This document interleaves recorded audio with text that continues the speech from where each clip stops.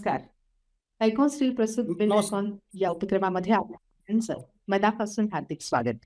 या उपक्रमात आपण वेगवेगळ्या इंजिनियर्सना भेटतो आहोत, त्यांचे अनुभव जाणून घेतो आहोत आणि त्यातनं आपल्या कामामध्ये आपण काय सुधारणा करू शकू आणि वेगवेगळ्या तंत्रज्ञानाचा अवलंब असेल किंवा वेगवेगळ्या टिप्स आपण या सगळ्या इंजिनियर्सकडून घेतो आहोत. आज याच शृंखलेमध्ये आपण गप्पा मारणार आहोत परभणी जिल्ह्यातल्या गंगाखेड योगेश अरसुले यांच्याशी. सर नमस्कार. नमस्कार मॅडम. योगेश अरसुले हे गंगाखेडमध्ये गेल्या 10 वर्षांपासून सिव्हिल इंजिनियर म्हणून काम करतात. वेगवेगळ्या क्षेत्रांमध्ये काम करण्याचा त्यांचा अनुभव आहे. अनेक गोष्टी त्यांनी परभणीमध्ये आणि गंगाखेडमध्ये केलेल्या आहेत. त्यांचा हा सगळा आतापर्यंतचा प्रवास, त्यांचे अनुभव आणि काही आपल्याला टिप्स या गप्पांच्या माध्यमातून आज आपण त्यांच्याकडनं घेणार आहोत. सर, जसं मी म्हणतीये की आपण 2017 पासून काम करत आहात सिव्हिल इंजिनियर Yes. म्हणून गंगाखेडमध्ये. पण सिव्हिल इंजिनियर हे क्षेत्र निवडण्याची प्रेरणा आपली कोण होती आणि आपली शाळा आणि कॉलेज यापासून आपण या सगळ्या प्रवासाची सुरुवात करूया. आजच्या गप्पांची सुरुवात आपण इथूनच करूया. तर आम्हाला सुरुवातीला तुमची शाळा, कॉलेज आणि या क्षेत्र निवडण्यामागची प्रेरणा याबद्दल सांगा. मॅडम, मी प्रॉपरचा घाटनांदूरचा आहे, हं. बीड जिल्ह्यामधला. तर मी MBS कॉलेज ऑफ इंजिनिअरिंग अंबाजोगाईला होतो शिक्षणासाठी इंजिनिअरिंगला. संभाजीनगरला आपण तिथे एक कोर्स केलेला आहे ऑटोकॅड आणि 3ds मॅक्सचा. मग तेव्हा तिथे जेव्हा आमचे लेक्चरर्स होते तेव्हा त्यांच्याकडून प्रेरणा भेटलेली बिझनेस विषयी. हं. त्यामुळे आपण या क्षेत्रात आलेलो. सरांनी तुम्हाला प्रेरणा दिली आणि तुम्ही या क्षेत्रात काम करायला यस यस सुरुवात. कारण जॉब करून पण पाहिलेलं आहे, पण जॉबपेक्षा हे क्षेत्र चांगलं आहे. सर, आपण आपल्या सरांपासून प्रेरणा घेतली आणि सिव्हिल इंजिनिअरिंग या क्षेत्रात काम सुरू केलं. पण आपण कुठे आधी नोकरी केली होती? कसा आपला तो प्रवास होता आणि मग स्वतःचा व्यवसाय हो. स्वतंत्ररित्या सुरू करताना काही आपल्याला अडचणी आल्या का आणि त्या काय आठवणी असतील ते सांगा. यस यस अगोदर मी पुणे महानगरपालिकेमध्ये देखील काम केलेलं आहे मॅडम. हं. तिथं असं घेतलेलं आहे की आपल्याकडे सर्टिफिकेट आलेलं आहे पुणे महानगरपालिकेचं की आपण 15 फ्लोअर पर्यंत स्टील डिझाईन करू शकतो. हं. तिथं बेसिस कॉन्ट्रॅक्ट बेसिसवर आपण काम केलेलं होतं. तर तिथून आपण श्रेया कन्स्ट्रक्ट मध्ये काम केलेलं आहे पुण्यामध्येच 1 वर्ष. मग त्यापासून एक प्रेरणा भेटली आपल्याला तिथे, जे की आपण या बिझनेस मध्ये येऊ शकतो. अच्छा, म्हणजे पुण्यात काम केल्यानंतर तुम्हाला पुन्हा आपल्या गावी येऊन काम करण्याची इच्छा झाली यस यस आणि मग तुम्ही इथे जेव्हा परत आलात गंगाखेडला तेव्हा पहिलं काम तुमचं कोणतं होतं आणि तो अनुभव कसा होता पहिल्या कामाचा? माझं पहिलं काम होतं अशोक डंबरे सरांचं, जे की जेव्हा तुम्ही लोक पाहता त्या घराचं ते पूर्ण युनिक मध्ये केलेलं आहे. तुम्हाला वरून जेव्हा रोडवरून पाहता एक साईडने ते तुम्हाला ग्राउंड फ्लोअर काम दिसणार, आणि जेव्हा तुम्ही दुसऱ्या साईडनं जे पूर्व साईडनं पाहिलं ते ग्राउंड फ्लोअर दिसणार, आणि पश्चिम दिशेने साईडला 2 फ्लोअरचं काम दिसणार तुम्हाला ते. आणि प्रॉपरली 2 फ्लोअरचं काम आहे, ते पूर्ण उताराला काम आहे ते. अच्छा, म्हणजे एक वेगळं काम तुम्हाला सुरुवातीलाच मिळालं. पहिलंच काम युनिक मध्ये काम झालं आपलं. यस यस आणि तुम्ही तुमच्या कामाला सुरुवात केली. सर, अकुशल कामगारांविषयी आणि त्यांच्यासोबत काम करताना काय धोका आहे याविषयी आपलं मत सांगा आम्हाला. धोका आहे म्हणजे मॅडम, त्यामध्ये जे स्टील यूज करतात ते स्टील असेल, सिमेंट कॉन्क्रीट मिक्सिंगचा प्रॉब्लेम असेल, ते रेशोनुसार घेत नाहीत. जे आपल्या प्रॉपरली पाहिजे असतो रेशो, तो त्या रेशो प्रमाणे ते काम करत नाहीत. पण जेव्हा आपण सांगतो पण तेव्हा ते त्याप्रमाणे काम करतात. धोका असा होतो त्याच्यामध्ये की स्टील डिझाईन यूज करून जर आपण केलं तो बिल्डिंगला धोका वगैरे होणार नाही. म्हणजे त्यांच्यासोबत काम करत असताना त्यांना समजून सांगावं लागतं आणि त्यांच्याकडे लक्ष ठेवून काम करून लागतं. यस यस सांगा, प्रत्येक वेळेस साईट विजिट करावंच लागतं त्यांना. खरं आहे सर. सर, प्लॅनिंग आणि डिझाईन आपल्या दृष्टीने किती महत्वाचं आहे? प्लॅनिंग मध्ये मॅडम त्याच्यामध्ये आपल्याला एक इंच जागा आपल्या कामामध्ये येणार. प्लॅनिंग डिझायनिंग प्रॉपरली पाहिजे आपल्याला, जे की एमएम देखील फरक नाही आला पाहिजे आपल्याला. ते खूप इम्पॉर्टंट महत्वाचा बेसच आहे तो. बरोबर आहे सर. सर, बजेट आणि कामाचा दर्जा, गुणवत्ता याचा संगम आपण कसा जुळवता? हे गणित कसं जुळवता?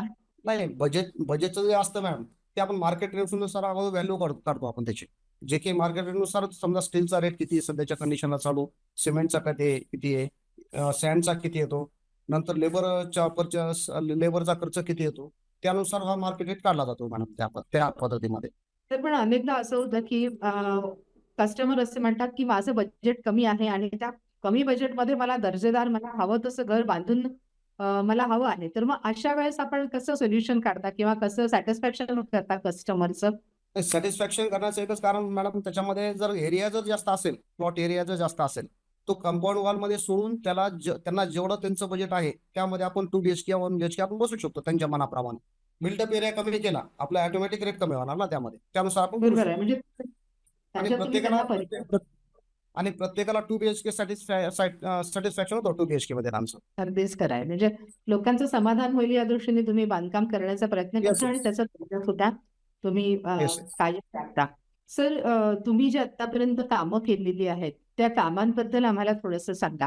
काय कामं आपण केलेली आहेत आतापर्यंत? म्हणजे आपले बिल्डिंगचे का? हो सर, बांधकाम क्षेत्रात तुम्ही वेगवेगळी हा हो. कामं केली.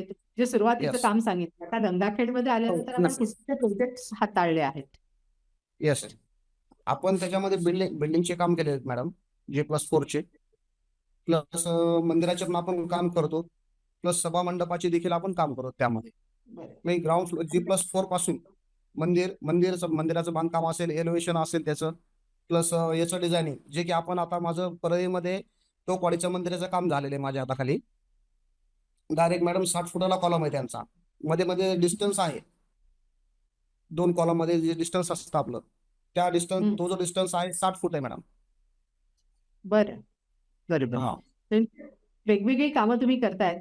त्या सगळ्या कामांमध्ये एखादं तुम्हाला खूप आनंद देणारं किंवा ज्याला आपण आयकॉनिक म्हणू शकू असं काम येस सांगता येईल का? येस येस आहे ना मॅडम, ते आपल्याला आपलं संतोष टोले सरांचं एक घर आहे इथे, हम्म. जे की लादणीवर, जे पुरातन काळामध्ये ज्या लादणी होत्या ना आपल्या, चिरवाडा बंदी असं असल्यासारखं, तर त्यावरती आपण बांधकाम केलेलं आहे.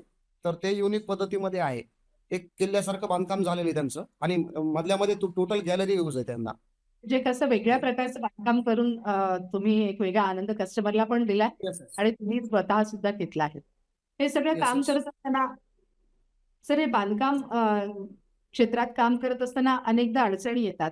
कधी नैसर्गिक आपत्ती असते, कधी कामगारांचा प्रश्न येतो किंवा ऐन वेळेवर अजून काहीतरी अ, वेगळी समस्या तिथे निर्माण होते.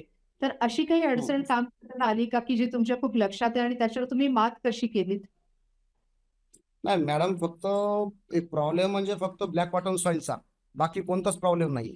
ब्लॅक कॉटन सॉईल जरी असेल, आता त्याच्यावर भरपूर खूप सोल्युशन आलेले आहेत, आणि त्या पद्धतीमध्ये आपण स्टील स्ट्रक्चर जास्त करत असल्यामुळे त्यामुळे दुसरा अडचण नाही आलेली कुठे. तर आपण कारण बांधकामाचं साहित्य बऱ्याच कस्टमरचे असं प्रॉब्लेम होतो की ब्लॅक कॉटन सॉईल असल्यामुळे तिथं लोडिंगचा प्रॉब्लेम येतो, दबणं बांधकाम होतं, किंवा खूप साऱ्या त्याच्यामध्ये. तर आपण बांधकामाचं साहित्य निवडताना कोणते निकष बघता किंवा काय पॅरामीटर्स बघता? त्याच्यामध्ये अगोदर फक्त स्टार्टिंगचं स्टील आणि सिमेंट स्टार्टिंग, आणि नंतर मिक्सिंग रेशोचा आपला कॉन्क्रीटिंग, ते मेन आहे आपल्याला. अगदीच बरोबर आहे. सिमेंट आणि स्टील महत्वाचे आहेत. पण स्टीलची जेव्हा तुम्ही निवड करता, तेव्हा ती स्टील निवडताना तुम्ही त्याचे कुठले निकष वापरता? काय पॅरामीटर्स बघता स्टीलचे? आणि हे स्टील त्याच्या चांगले अगोदर असतं.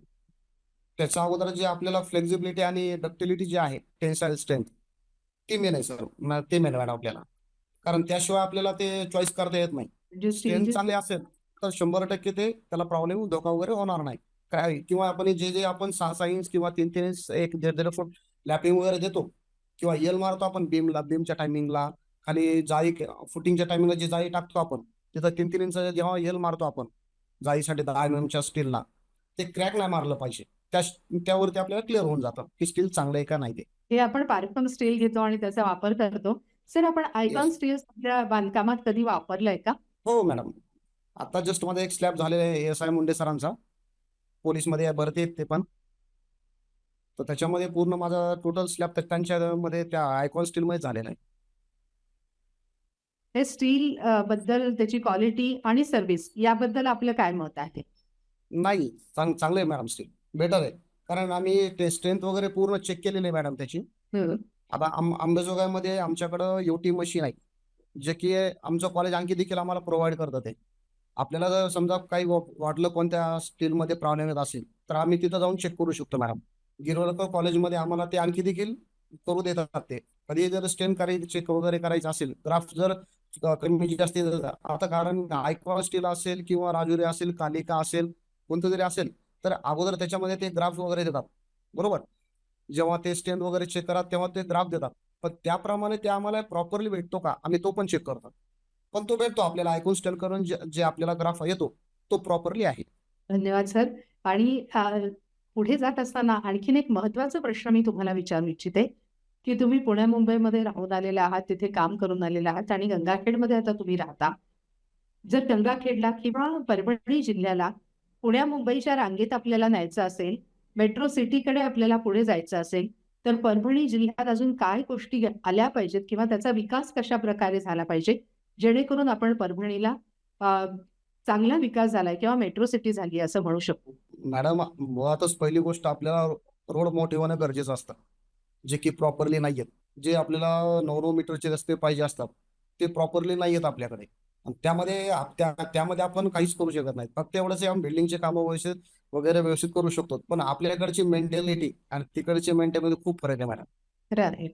पण हे सगळं व्हावं, रस्ते चांगले व्हावेत, दळणवळणाची साधनं वाढावीत, जेणेकरून इथे अधिक विकास झाला तर अधिक चांगल्या प्रकारे जिल्ह्याचाही हो. फायदा होईल आणि जिल्हाही विकसित होईल. तर प्रशासनाकडनं आपण काही अपेक्षा करता का या दृष्टीने? नाही, प्रशासनाकडून फक्त एकच अपेक्षा मॅडम त्याच्यामध्ये, ते क्लिअरली रस्ते रोड जर झाले ना तर 100% विकसनशील होईल मॅडम. अगदीच खरं आहे. म्हणजे परभणीचा विकास जर करायचा असेल तर आधी मुख्य आपल्याला रस्ते चांगले करणं मुख्य पाहिजे. मुख्य ते आहे मॅडम. अगदी खरं आहे.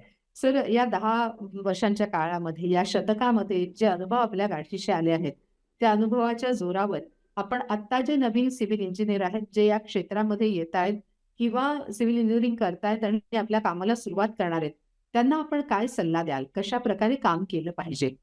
मॅम, पहिली गोष्ट म्हणजे सर्व्हिस, जे की कस्टमरचं सॅटिस्फॅक्शन होणं गरजेचं. आणि दुसरी गोष्ट त्यामध्ये जे काही काम करतो आपण त्यामध्ये आपण प्रॉपरली स्टील डिझाईन करूनच पुढचे काम करावं लागणार. त्याशिवाय ते प्रॉपरली काम होणार नाही. स्टील डिझाईन मेन आपल्याला फर्स्ट पॉईंटच तिथून चालू आपला. तुम्ही सिमेंट पाहू नका, रेती कोणती सॅन वगैरे काहीच पाहू नका. अगोदर तुमची स्टील जे आरसीसी स्टील डिझाईन जे करतो आपण ते लोडिंग प्रमाणे काय कसं करतो आणि काय करता येतं, या नवीन पद्धतीमध्ये करता येतं ते गरजेचं आहे अगोदर. म्हणजे तुम्ही सिव्हिल इंजिनियर म्हणून जेव्हा काम करता तेव्हा तुम्हाला स्वतः तिथे देखरेख करणं, स्टील डिझायनिंग करणं, त्याचं सगळं व्यवस्थित होतंय की नाही, मुख्य स्ट्रक्चर जे Yes, yes. महत्वाचं आहे त्या स्ट्रक्चरकडे लक्ष देणं आणि ते काम आपण स्वतः जबाबदारीने करून घेणं हे महत्वाचं आहे. करू ना. जेणेकरून yes. त्या व्यक्तीचं ते बांधकाम आहे ते बांधकाम चांगलं होईल आणि मजबूत बांधकाम आपण लोकांना देऊ शकू. सर, या व्यतिरिक्त काही बांधकामाच्या yes. टिप्स आपल्याला जर आमच्या श्रोत्यांना द्यायच्या असतील तर कृपया आपण बांधकामाच्या टिप्स आमच्या श्रोत्यांना द्याव्यात. बांधकामाचे टिप्स म्हणजे मॅडम त्याच्यामध्ये जे टाइम पिरियड असतो त्या टाइम पिरियड नुसार आपल्याला चालतं. सगळं फुटिंग वगैरे करतोय किंवा वॉटर सिमेंट रेशो वगैरे घेतोय आपण, त्यामध्ये बीमला किती दिवस थांबावं लागतं, स्लॅबला किती दिवस थांबावं लागतं, हे प्रॉपरली पाहिजे मॅडम आपल्याला. स्लॅबला कंपल्सरी तुम्ही 16 दिवस थांबलं पाहिजे. अगोदर कसं कंपल्सरी होतं, तुम्हाला 21 दिवस थांबावंच लागलं होतं. पण आता पूर्ण कॉन्क्रीट प्लस सिमेंट आल्यामुळे त्यामुळे गरज नाही पडत तुम्हाला.